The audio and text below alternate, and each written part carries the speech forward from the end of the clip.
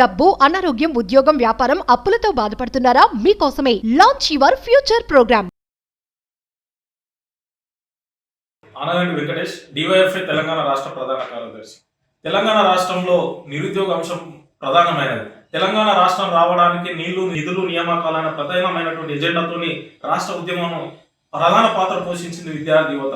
అగ్రభాగా నుండి పోరాడి సాధించుకున్న తెలంగాణ రాష్ట్రంలో గతంలో బీఆర్ఎస్ ప్రభుత్వం 10 ఏళ్ల అధికారంలో నిరుద్యోగ యువతకు నోటిఫికేషన్లు ఇవ్వడం లేదని చెప్పేసి నిరుద్యోగ యువత అనేకమైనటువంటి ఆందోళన చేసిన ఫలితంగా గ్రూప్ 1 పరీక్షని 2022లో 503 పోస్టులకు నోటిఫికేషన్ ఇవ్వడం జరిగింది. ఆ ఇచ్చినటువంటి నోటిఫికేషన్ కూడా మొదటి నుంచి అనేకమైనటువంటి అనుమానాలకు, అపోహలకు తావిచ్చే విధంగా 503 పోస్టులకు ఎగ్జామ్స్ నిర్వహించినటువంటి తరుణంలో పరీక్షలు పేపర్ లీకేజ్ కారణంగా పరీక్షలు రద్దు చేయడం జరిగింది. తర్వాత మళ్ళీ నిర్వహించినటువంటి సందర్భంలో బయోమెట్రిక్ లేదా అని చెప్పేసి ఆ పరీక్షను మళ్ళీ రద్దు చేయడం జరిగింది. ఈ సందర్భంలో ఎన్నికలు రావడం జరిగింది. ఎన్నికలు వచ్చినటువంటి తరుణంలో గత 10 ఏళ్లుగా నియామకాలు చేపట్టలేని బీఆర్ఎస్ ఓడించి కాంగ్రెస్ ప్రభుత్వాన్ని అధికారంలో తీసుకురావడంలో నిరుద్యోగ యువత ప్రధానమైనటువంటి పాత్ర పోషించారు. కాంగ్రెస్ పార్టీ మేము అధికారంలోకి వచ్చిన మొదటి ఏడాదిలోనే 2 లక్షల ఉద్యోగాలను భర్తీ చేస్తామని చెప్పేసి చెప్పడం జరిగింది. అదేవిధంగా యూత్ డిక్లరేషన్ ని ప్రకటించింది. యూత్ డిక్లరేషన్ లో ప్రధానమైనది జాబ్ క్యాలెండర్. ఆ జాబ్ క్యాలెండర్ ని ప్రతి సంవత్సరం మేము జూన్ 2 నాటికి జాబ్ క్యాలెండర్ ని ప్రకటించి సెప్టెంబర్ 17 వరకు నియామకాలు చేపడతాము. అన్ని శాఖల్లో రిటైర్ అవుతున్నటువంటి ఖాళీ ఉన్నటువంటి పోస్టుల వివరాలని జాబ్ క్యాలెండర్ ద్వారా మేము భర్తీ చేస్తామని చెప్పేసి స్వయాన మన రాష్ట్ర ఉప ముఖ్యమంత్రి బట్టి విక్రమార్క గారు 2024 ఆగస్టు 2న జాబ్ క్యాలెండర్ ని ప్రకటించడం జరిగింది. ప్రకటించిన జాబ్ క్యాలెండర్ ప్రకారం ఇప్పటికే ఈ రాష్ట్రంలో ఖాళీగా ఉన్నటువంటి ఉద్యోగాలని భర్తీ చేయాల్సినటువంటి బాధ్యత ఇప్పుడు ఉన్నటువంటి కాంగ్రెస్ ప్రభుత్వం పైన ఉన్నది.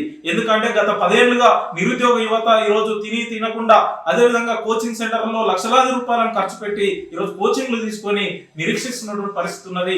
ఉద్యోగాల కోసం ఎదురు చూస్తున్నటువంటి పరిస్థితి ఉన్నది. కాబట్టి కాంగ్రెస్ ప్రభుత్వం నిర్లక్ష్యం చేయకుండా గత బీఆర్ఎస్ ప్రభుత్వం నిర్లక్ష్యం చేయడంతోనే నిరుద్యోగ యువత ఆగ్రహానికి గురి కావాల్సి వచ్చింది. కాబట్టి కాంగ్రెస్ ప్రభుత్వం నిరుద్యోగులను నిర్లక్ష్యం చేయకుండా ఎప్పటికప్పుడు జాబ్ క్యాలెండర్ ని ప్రకటించి ఆ జాబ్ క్యాలెండర్ ప్రకారం నోటిఫికేషన్లని వేసి ఉద్యోగాలను భర్తీ చేయాల్సిన అవసరం ఉన్నది. ఇప్పటికే పిఆర్సీ నివేదిక ప్రకారం గతంలో బీఆర్ఎస్ ప్రభుత్వం ఉన్నప్పుడే బీస్వాల్ కమిటీని వేసి ఆ బీస్వాల్ కమిటీ ఇచ్చిన రిపోర్టు ప్రకారం ఈ రాష్ట్రంలో 191,126 ఉద్యోగాలు ఖాళీ ఉన్నాయని చెప్పేసి రిపోర్ట్ ఇవ్వడం జరిగింది. అదే విధంగా సంవత్సరానికి 9,000 మంది ఈ రోజు ఉద్యోగస్తులు రిటైర్డ్ అవుతున్నటువంటి పరిస్థితి ఉన్నది. కాబట్టి ఇప్పటికే 2 లక్షల ఖాళీలు ఈ రాష్ట్ర వ్యాప్తంగా అన్ని ప్రభుత్వ శాఖలు ఉన్నాయి. కాబట్టి ఇప్పుడు గతంలో నోటిఫికేషన్లో అదేవిధంగా కాంగ్రెస్ ప్రభుత్వం అధికారంలో వచ్చిన తర్వాత భర్తీ చేసినవన్నీ కూడా 56,000 ఉద్యోగాలు మాత్రమే.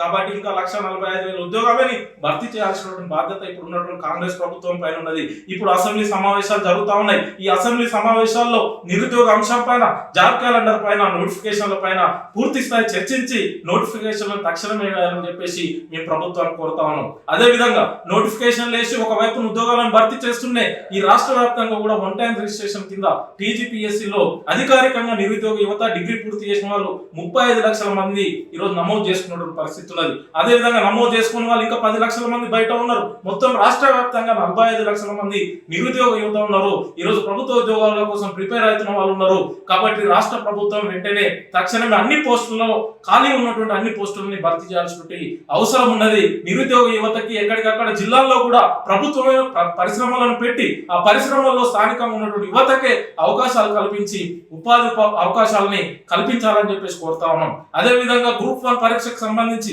503 పోస్టులను ఏదైతే గతంలో బీఆర్ఎస్ ప్రభుత్వం ఇచ్చిందో పేపర్ లీకేజ్ కారణంగా పోస్టులు రద్దయి మళ్ళీ కాంగ్రెస్ ప్రభుత్వం అధికారంలోకి వచ్చిన తర్వాత 60 పోస్టులను కలిపి 563 పోస్టులకు ఎగ్జామ్ పెట్టడం జరిగింది. ఈ ఎగ్జామ్ పెట్టినటువంటి సందర్భంలో అనేకమైనటువంటి గందరగోళ పరిస్థితులు ఏర్పడ్డాయి. నిరుద్యోగులు తీవ్రమైనటువంటి అసంతృప్తులు ఉన్నా కూడా కాంగ్రెస్ ప్రభుత్వం ముందుకెళ్లి 563 మంది గ్రూప్ 1 ఆఫీసర్లను ఈ రోజు నియామకాలు చేపట్టడం జరిగింది.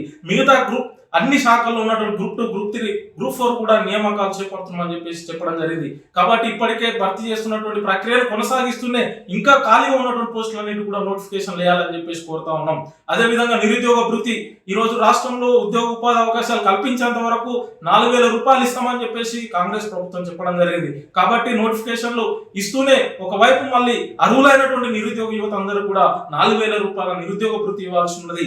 అదే విధంగా నియామకాలు చేపట్టేటప్పుడు ఎలాంటి కోర్టు కేసులు లేకుండా వివాదాలు లేకుండా ఈ రోజు నియామకాలు చేపట్టాల్సిన అవసరం ఉన్నది. ఎందుకంటే ఒక వైపున కోచింగ్ సెంటర్ల నుండి అనేకమైనటువంటి ఫీజులను చెల్లించి అత్యధిక ఫీజులను పెట్టి మంచి కోచింగ్లు తీసుకొని ఉద్యోగం సాధించాలని చెప్పేసి వాళ్ళు ప్రిపేర్ అవుతున్నటువంటి పరిస్థితి ఉన్నది.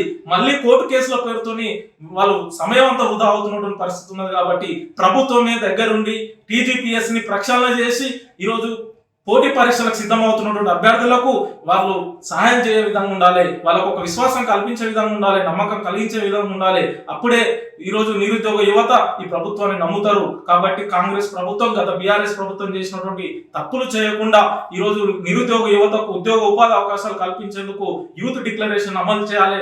జాబ్ క్యాలెండర్ ప్రకటించినటువంటి జాబ్ క్యాలెండర్ అమలు చేసి తక్షణమే నోటిఫికేషన్ ఇవ్వాల్సినటువంటి అవసరం ఉన్నది. అదేవిధంగా నిరుద్యోగ వృత్తి ప్రతి అర్హులైనటువంటి నిరుద్యోగికి 4,000 రూపాయలు ఇవ్వాల్సి అవసరం ఉందని చెప్పేసి ప్రభుత్వాన్ని కోరుతాను. కాబట్టి రేవంత్ రెడ్డి గారు ముఖ్యమంత్రి గారు స్పందించి వెంటనే ఈ అసెంబ్లీలోనే నోటిఫికేషన్లు విడుదల చేసేందుకు సన్నాహాలు చేయాలని చెప్పేసి నిరుద్యోగ యువతకు ఆకాంక్షలకు అనుగుణంగా ఈ ప్రభుత్వం పనిచేయాలని చెప్పేసి మేము కోరుతాము.